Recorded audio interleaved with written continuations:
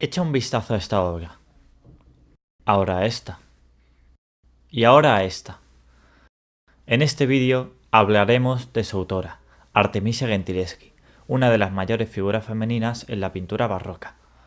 Una mujer que logró equipararse a grandes autores de su época, en un camino no exento de dificultades.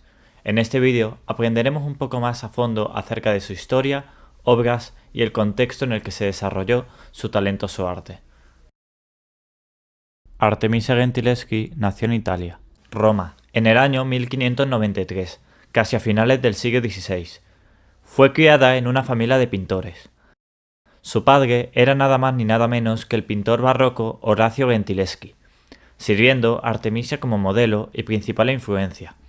Su padre nunca la llevó a la escuela, sin embargo fue introducida a la pintura en el taller de su padre, demostrando mucho más talento que el resto de sus hermanos. En poco menos de 3 años, Artemisia adoptó muy bien las técnicas y contornos de la pintura. En aquella época estaba totalmente prohibido la admisión de una mujer en una academia profesional de bellas artes. Por esa razón, su padre decidió contratarle un tutor privado para que le enseñara perspectiva. Agostino Tassi fue contratado para dicha tarea. No obstante, cuando Artemisia cumplió los 18 años, Tassi la violó. Se considera que esto tuvo una gran influencia en su vida, y que, como veremos más adelante, dejó una marca e impresión en su posterior pintura. Tras ello, Tassi fue condenado culpable, y Artemisia logró casarse, recuperando así un estatus de honorabilidad en la visión de la época. Artemisia y su esposo se acabarían mudando a Florencia, poco después, donde gozó de un gran éxito y popularidad. En Florencia logró hitos tales como ser la primera mujer en ingresar a la Academia dell'Arte del Disegno, marcando un hito en el papel de la mujer en la historia del arte.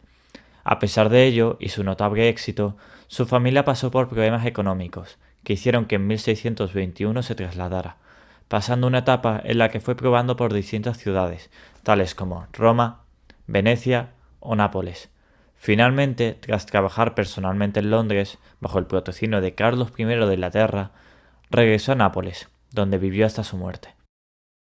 A lo largo de su vida, Artemisia realizó gran cantidad de obras. No obstante, para poder entenderlas, antes es necesario analizar el contexto histórico de la misma, es decir, el barroco. Nos situamos a finales del siglo XVI y principios del siglo XVII, en un tiempo de grandes contrastes y tensiones.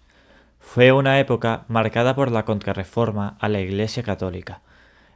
Era un periodo en donde la Iglesia buscaba recuperar la fe a través de un arte que apelase de forma directa a las emociones y la devoción de los fieles.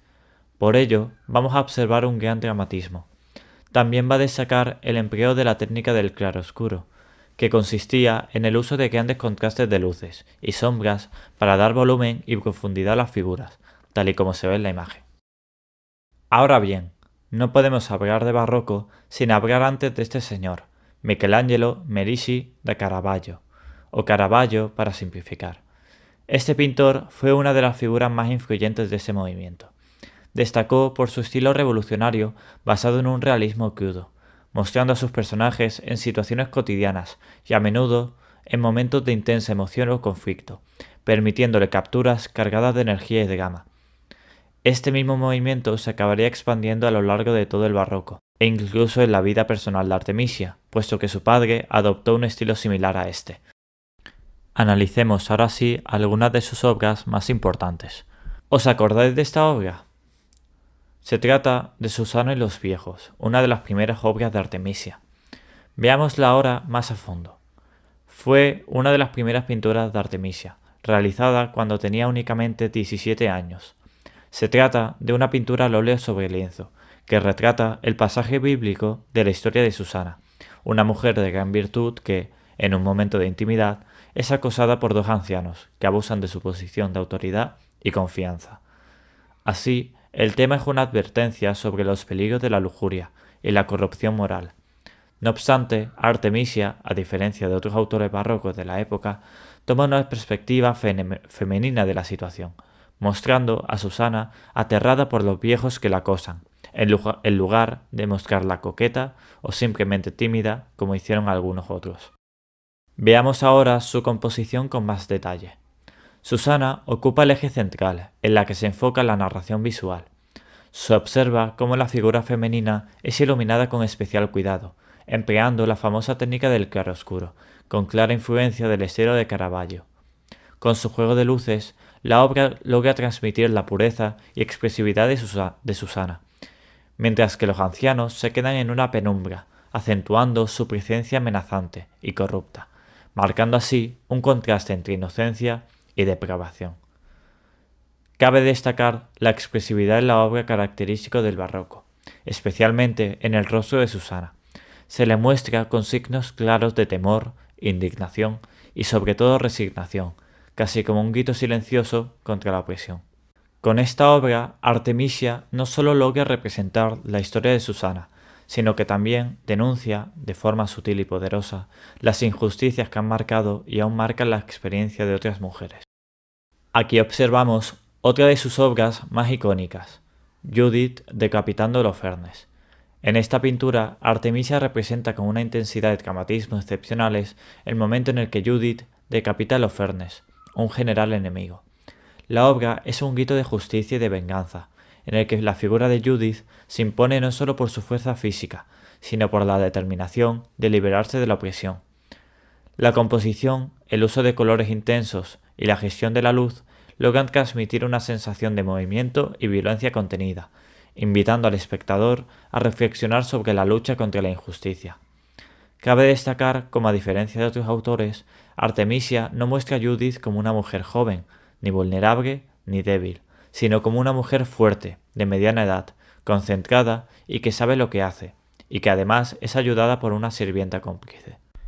En cuanto a sus elementos artísticos, hallamos los elementos más característicos del barroco, tales como la técnica del claroscuro, que en este cuadro aparece de forma más acentuada e intensa que en el cuadro anterior. Se destaca también el gran uso del movimiento y la gran expresividad de los personajes que impacta al espectador. Se estima que a lo largo de su carrera, Artemisia logró hacer alrededor de unas 60 obras de arte. Entre ellas, curiosamente, realizó diversos autorretratos que reflejaron su identidad artística y personal. Veamos el más conocido, autorretrato como la alegoría de la pintura, hecha alrededor de 1638 y 1639. En este se representa el concepto abstracto de pintura a través de ella misma. Esto se hace porque era común en la época que las figuras alegóricas, tales como la pintura, fueran de carácter femenino.